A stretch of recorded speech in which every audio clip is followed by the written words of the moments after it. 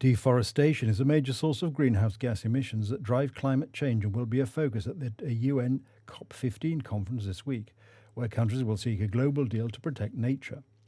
The European Parliament's lead negotiator on a law to prevent companies from selling into the European Union market certain commodities linked to deforestation hailed it as groundbreaking. Well, first of all, I think it is a groundbreaking legislation that we put in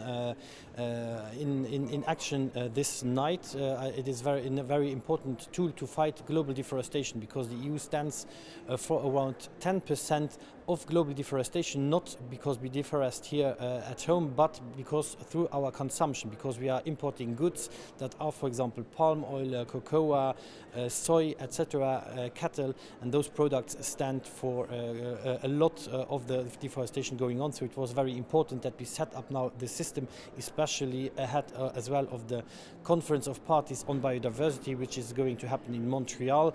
This is our strong contribution from the European Union, and we hope that other economies and countries in the world will follow our path.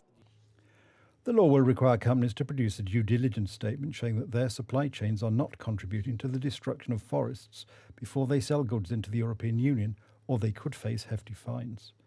Companies would need to show when and where the commodities were produced and verifiable information that they were not grown on land deforested after 2020. Failure to comply could result in fines of up to 4% of a company's turnover in an EU member state. It will apply to soy, beef, palm oil, wood, cocoa and coffee, and some derived products including leather, chocolate and furniture. Rubber, charcoal and some palm oil derivatives were included at the request of EU lawmakers.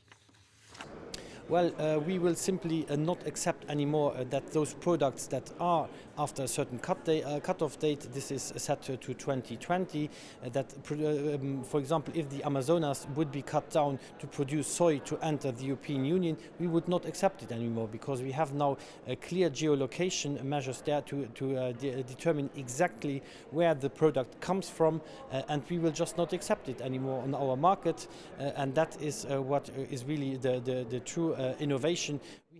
Countries that will be impacted by the new rules, including Brazil, Indonesia and Colombia, say that they are burdensome and costly.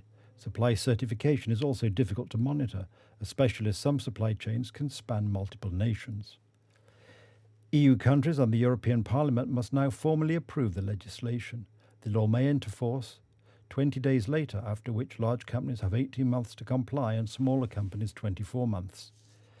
EU member states will be required to carry out compliance checks covering 9% of companies exporting from countries with a high risk of deforestation, 3% from standard risk countries, and 1% for low risk countries. The European Union said it would work with affected countries to build up their capacity to implement the rules.